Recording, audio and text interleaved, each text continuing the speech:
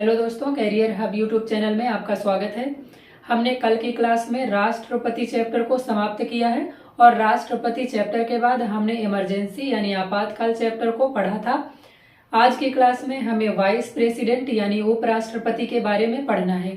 तो सबसे पहले हम उपराष्ट्रपति के बारे में कॉन्स्टिट्यूशन में जितने भी आर्टिकल दिए गए हैं उनके बारे में पढ़ेंगे और इसके बाद जितने भी राष्ट्रपति अब तक हुए हैं उनको हम ट्रिक के माध्यम से याद कर लेंगे, क्योंकि यहाँ से सभी जगह से आपसे प्रश्न पूछे जाते हैं।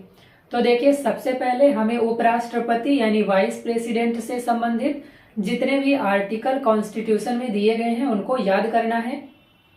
सबसे पहली बात आपको इसमें यह याद रखनी है कि आर्टिकल 63 से लेकर के आर्टिकल 70 तक में उपराष्ट्रपति या वाइस प्रेसिडेंट के बारे में बताया गया है कॉन्स्टिट्यूशन में। जब हमने राष्ट्रपति वाला चैप्टर पढ़ा था तो आपको बताया गया था कि आर्टिकल 52 से लेकर के आर्टिकल 62 तक में प्रेसिडेंट का जिक्र किया गया है। प्रेसिडेंट से रिलेटेड बातें आर्टिकल 52 से लेकर के 62 तक में बताई गई हैं। इसके आगे आर्टिकल 63 से लेकर के आर्टिकल 70 तक में वाइस प्रेसिडेंट या उपराष्ट्रपति के बारे में बताया गया है। तो इन्हीं आर्टिकल्स को हमें आज की क्लास में पढ़ना है और वाइस प्रेसिडेंट या उपराष्ट्रपति के बारे में जितनी भी बातें संविधान में लिखी गई हैं उन सभी को हमें समझना है।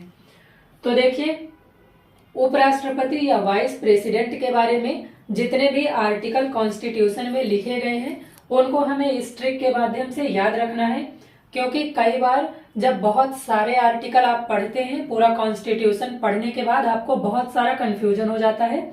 यहाँ से चीजें याद नहीं आती हैं कि किस आर्टिकल में पर्टिकुलरली कौन सी बात की गई है। तो हमें ट्रिक के माध्यम से याद रखना है। अगर ट्रिक के माध्यम से हम याद रखेंगे तो क्वेश्चन हम अपने एग्जाम में बहुत इजीली सही कर लेंगे। तो देखिए, ट्रिक है उसका निकास सनी है।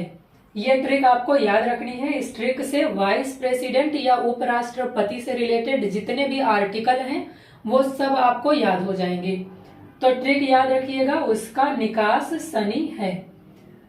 अब देखिए, आर्टिकल 63 से लेकर के आर्टिकल 70 तक में उपराष्ट्रपति या वाइस प्रेसिडेंट के बारे में बताया गया है। ये पॉइंट हमने पहले ही अभी देखा था, तो ये बात आपको कंफर्म हो गई होगी। आर्टिकल 63 में ऊ को आपको याद रखना है और ऊ से आपको याद रखना है कि आर्टिकल 63 में उपराष्ट्रपति के पद के बारे में बताया गया है। आर्टिकल 63 में कहा गया है कि देश में या भारत में उपराष्ट्रपति का एक पद होगा। ये बात आर्टिकल 63 में लिखी गई है। तो ऊ से आपको याद रखना है आर्टिकल 63 में उपराष्ट्रपति का पद। फिर आर्टिकल 64 को आपको याद रखना है सा से आपको याद रखना है कि ये जो उपराष्ट्रपति होता है ये राज्यसभा का पदेन सभापति होता है। पदेन सभापति होने का क्या अर्थ है? तो इसका अर्थ होता है अगर कोई व्यक्ति उपराष्ट्रपति चुना जाता है तो वह अपने आप ही राज्यसभा का सभापति मान लिया जाएगा। तो उपराष्ट्रपति राज्यसभा का पदेन सभापति होता है। ये पॉइंट भी आपको याद रखना है। कई बार आपसे एग्जाम में प्रश्न पूछा जाता है कि बताइए कौन राज्यसभा का पदेन सभापति होता है। तो राज्यसभा का पदेन सभापति होता है उपराष्ट्रपति और आर्टिकल 64 में ये बात लिखी गई है। ये पॉइंट भी आपको याद रखना है। फिर आर्टिकल 65 को आपको का से याद रखना है। यहाँ देखिए, ऊ से हमने पढ़ लिया, सा से पढ़ लिया और का से अब हमें पढ़ना है। यहाँ पर लिखा गया है आर्टिकल 65 में का से आपको याद रखना है कि जो उपराष्ट्रपति होता है वो कार्यवाहक प्रेसिडेंट के तौर पर कार्य कर सकता है। आर्टिकल 65 में लिखा गया है कि अगर उपराष्ट्रपति जो है यानी जो प्रेसिडेंट है वो अब्सेंट है तो प्रेसिडेंट की अब्सेंस में जो वाइस प्रेसिडेंट है वह एक्टिंग प्रेसिडेंट या कार्यवाहक प्रेसिडेंट के तौर पर कार्य करेंगे।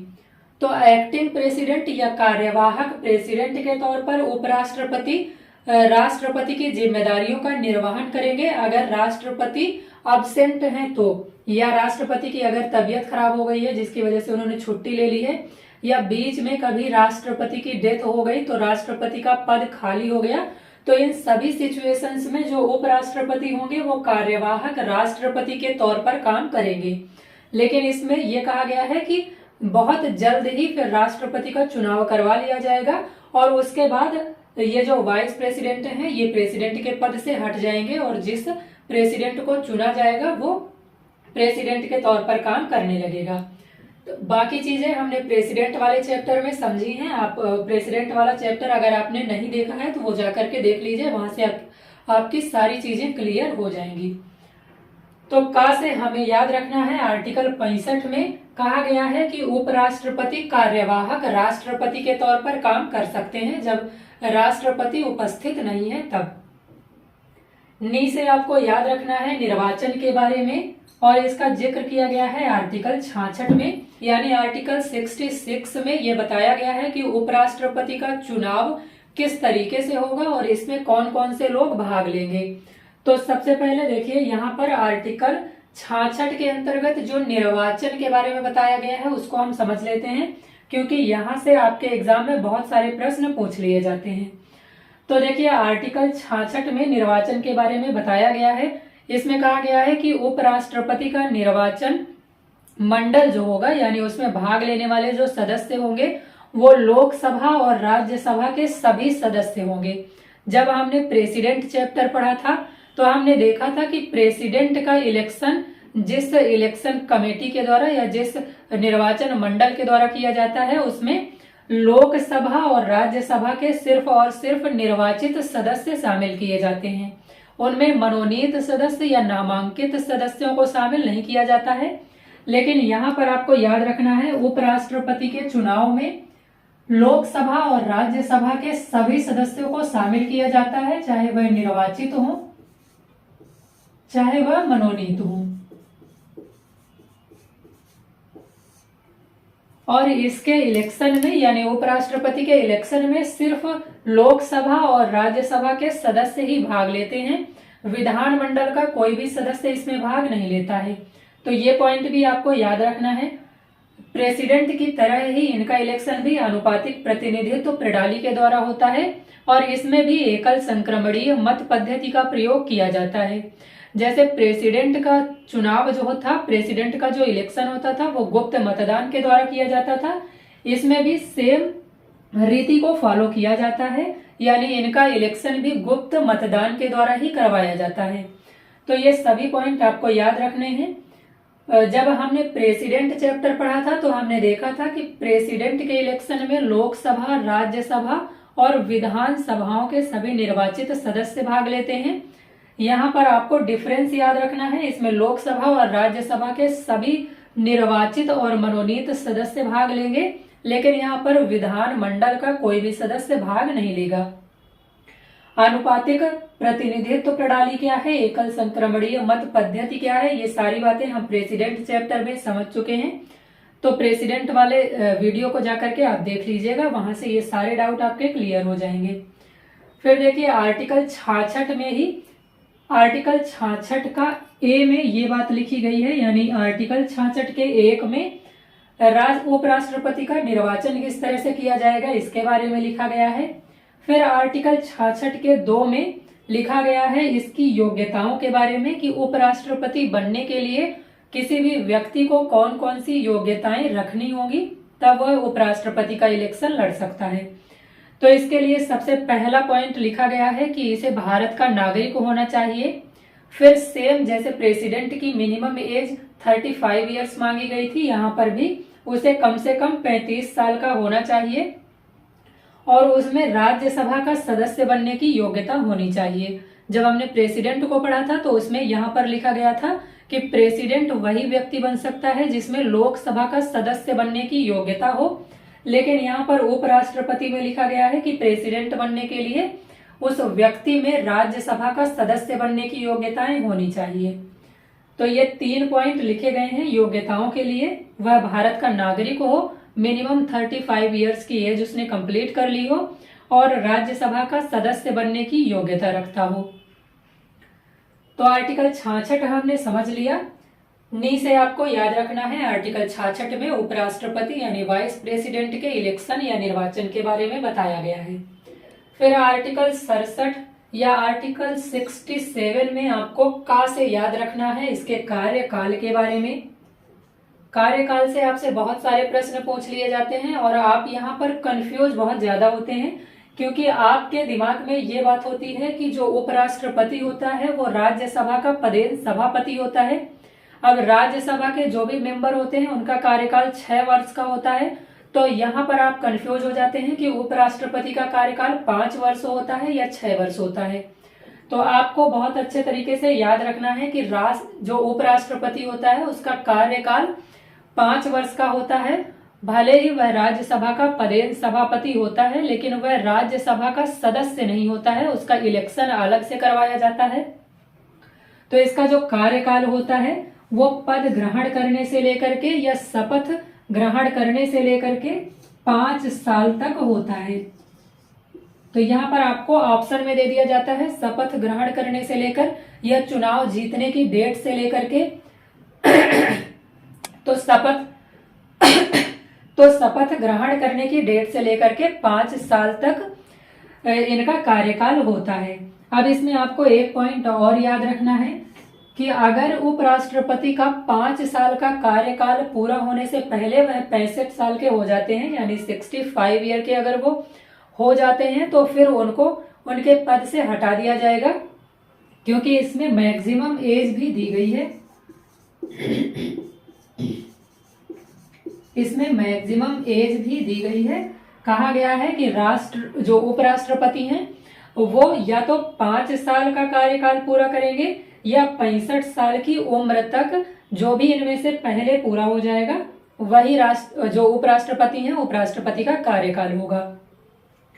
तो मैक्सिमम एज भी इसमें आपको याद रखनी है। यहाँ पर मैक्सिमम एज भी आपसे पूछ ली जाती है।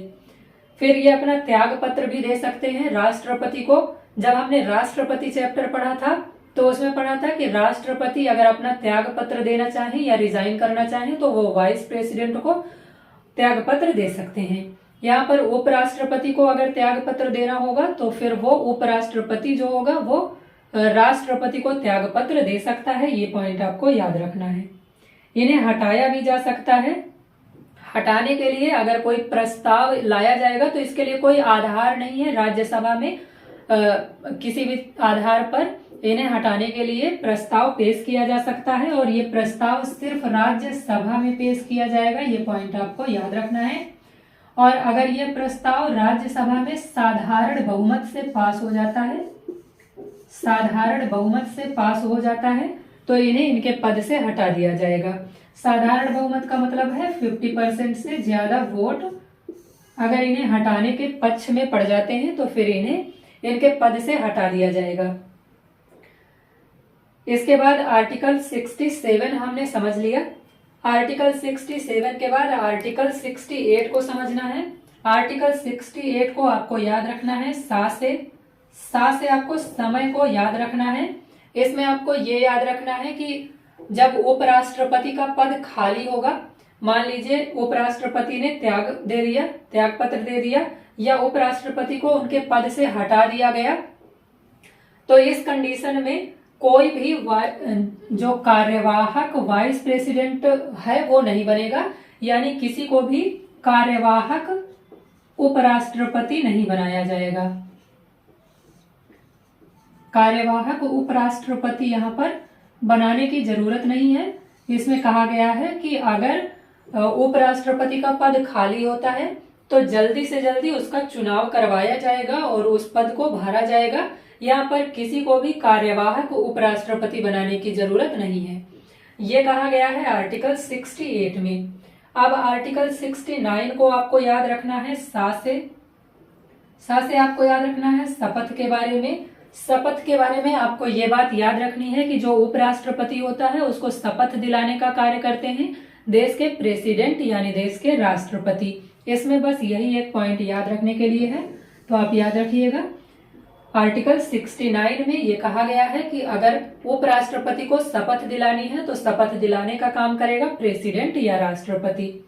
फिर आर्टिकल 70 में लिखा गया है निर्वहन आपको नी से याद रखना है। निर्वहन इसमें कहा गया है कि और भी कुछ काम उपराष्ट्रपति को सौंपे जा सकते हैं, क्योंकि उपराष्ट्रपति के पास ज्यादा कोई भी काम नहीं होता है। आपने अभी भी देखा, यहाँ पर भी उनके पास बस राज्यसभा का सभापति बनने की जिम्मेदारी होती है। तो ये कहा गया है कि सरकार के द्वारा उन्हें कुछ और कार्य सौंपे जा सकते हैं और उन कार्यों का उपराष्ट्रपति ठीक से निर्वहन करेंगे। ये बात लिखी गई है आर्टिकल 70 में। नी से आपको याद रखना है निर्वहन है, यहाँ पर साइलेंट है, तो यहाँ आपको इससे कुछ याद रखने की जरूरत नहीं है। तो उसका निकास सनी है। इस ट्रिक से हमने सारे आर्टिकल याद कर लिए जितने भी उपराष्ट्रपति या वाइस प्रेसिडेंट से रिलेटेड आर्टिकल संविधान में लिखे गए हैं। यह सारी बातें आपको याद रखनी है, यहाँ से प्रश्न पूछे जाते हैं। तो वाइस प्रेसिडेंट से रिलेटेड जितने भी आर्टिकल कॉन्स्टिट्यूशन में दिए गए हैं वो सब हमने समझ लिए। अब 1952 से लेकर के जितने भी वाइस प्रेसिडेंट अब तक हुए हैं उनके नाम हमें याद रखना है और उनके बारे में कई बार आपसे इस तरह से पूछ लिया जाता है कि सबसे कम समय के लिए कौन उपराष्ट्रपति रहे हैं। तो ये छोटे छोटे फैक्ट उनके बारे में हमें याद रखने हैं। तो इस ट्रिक के माध्यम से हम याद रखेंगे उपराष्ट्रपति जितने भी 1952 से लेकर के वर्तमान तक हुए हैं उनके नामों को। तो ट्रिक है राधा जाकर गिरी, ये एक अलग ट्रिक है, इतनी आपको याद रखना है, राधा जाकर गिरी। फिर दूसरा आपको याद रखना है पाठक ने बीडी को हिदायत दी, ये एक अलग सेंटेंस होगा। और फिर आपको याद रखना है राम शंकर नारायण कृष्ण के अवतार हैं, यहां तक आपको याद रखना है, कृष्ण के अवतार हैं। तो राधा जाकर गिरी, यहां पर हम समझते हैं सबसे पहले राधा से याद रखना है आपको एस राधा कृष्णन यानी डॉक्टर सर्वपल्ली राधाकृष्णन के बारे में। डॉक्टर सर्वपल्ली राधाकृष्णन के बारे में आपको जो फैक्ट याद रखना है वो ये है कि वो 2 बार उपराष्ट्रपति यानी 2 बार वो वाइस प्रेसिडेंट रहे हैं और 1 बार राष्ट्रपति रहे हैं। तो ये पॉइंट आपको इनके बारे में याद रखना है। कई बार आपसे एमसीक्यू में इस तरह से पूछ लिया जाता है कि कौन से उपराष्ट्रपति 2 बार उपराष्ट्रपति रहे हैं और 1 बार राष्ट्रपति रह चुके हैं। तो ये सारे फैक्ट इनके बारे में आपको याद रखने हैं। फिर जाकर से आपको याद रखना है जाकिर हुसैन, इनके बारे में कोई ऐसे अलग से फैक्ट आपको याद नहीं रखना है, क्रम आप याद रखिएगा, राधा कृष्णन के बाद जाकिर हुसैन। फिर गिरी से आपको याद रखना है वीवी गिरी के बारे में, इनके बारे में फैक्ट आपको याद रखना है सबसे कम समय के लिए ये उपराष्ट्रपति यानी वाइस प्रेसिडेंट रहे हैं और ये पहले एक्टिंग प्रेसिडेंट रहे हैं, यानी पहले कार्यवाहक राष्ट्रपति। आपसे पूछ लिया जाए कि कौन से उपराष्ट्रपति पहले कार्यवाहक राष्ट्रपति बने हैं तो आपको याद रखना है वीवी गिरी। राधा जाकर गिरी, इनसे हमने 3 नाम याद कर लिए। अब हमें पाठक ने बीडी को हिदायत दी, इससे कुछ नाम याद करने हैं। तो पाठक से आपको याद रखना है जीएस पाठक, इनके बारे में कोई फैक्ट आपको याद नहीं रखना है, इनका क्रम याद कर लेना है। बीडी से आपको याद रखना है बीडी जत्ती। हिदायत से आपको याद रखना है मोहम्मद हिदायतुल्लाह, को यहाँ पर साइलेंट है, इसको आप याद रखिएगा। हिदायत से आपको याद रखना है मोहम्मद हिदायतुल्लाह। और मोहम्मद हिदायतुल्लाह के बारे में आपको फैक्ट याद रखना है कि ये एकमात्र सीजेआई है, यानी एकमात्र चीफ जस्टिस ऑफ इंडिया या भारत के मुख्य न्यायाधीश हैं जो उपराष्ट्रपति बने हैं। तो इनके बारे में आपको फैक्ट याद रखना है कि ये एकमात्र सीजेआई हैं, 1 बार उपराष्ट्रपति रहे हैं और 1 बार कार्यवाहक राष्ट्रपति बन चुके हैं। पाठक ने बीडी को हिदायत दी से आपने 3 नाम याद कर लिए, जीएस पाठक, बीडी जत्ती और मोहम्मद हिदायतुल्लाह। इसके बाद आपको ये याद रखना है राम शंकर नारायण कृष्ण के अवतार हैं। यहाँ पर आपको वैसे तो अगर आपको पता होगा तो नारायण यानी सब विष्णु भगवान के अवतार हैं और शंकर भगवान अलग होते हैं, लेकिन आपको यहाँ ट्रिक में याद रखना है कि राम शंकर नारायण कृष्ण के अवतार हैं। राम से आपको याद रखना है आर वेंकट रमन, शंकर से आपको याद रखना है शंकर दयाल शर्मा, नारायण से आपको याद रखना है KR नारायण और कृष्ण से आपको याद रखना है कृष्णकांत। तो कृष्णकांत के लिए भी आपको एक फैक्ट याद रखना है कि ये एकमात्र उपराष्ट्रपति हैं जिनकी पद पर रहते हुए डेथ हो गई थी। तो इसे आप किस तरह से याद रखेंगे, कृष्णकांत में देखिए अंत छिपा हुआ है, यहाँ पर अगर आप प्रोनाउंसिएशन करते हैं कृष्णकांत का तो आपको अंत लास्ट में सुनाई देता है। तो इनको याद इस तरह से रिलेट करके याद रख लीजिएगा कि पद में रहते हुए इनका अंत हो गया था, यानी पद में रहते हुए इनकी डेथ हो गई थी और ये एकमात्र उपराष्ट्रपति थे जिनकी पद पर रहते हुए मृत्यु हुई थी। फिर अवतार से आपको याद रखना है भैरव सिंह शेखावत। शेखावत कुछ कुछ अवतार जैसा उच्चारण लग रहा है, तो इसको आप अवतार से शेखावत याद रखिएगा। है से आपको हामिद अंसारी याद रखना है, इनके कोई अलग से फैक्ट याद नहीं रखने हैं। तो फिर इसके बाद वेंकैया नायडू, आपको पता ही होगा ये 13वें, अगर व्यक्ति के हिसाब से देखा जाए तो ये 13वें उपराष्ट्रपति हैं।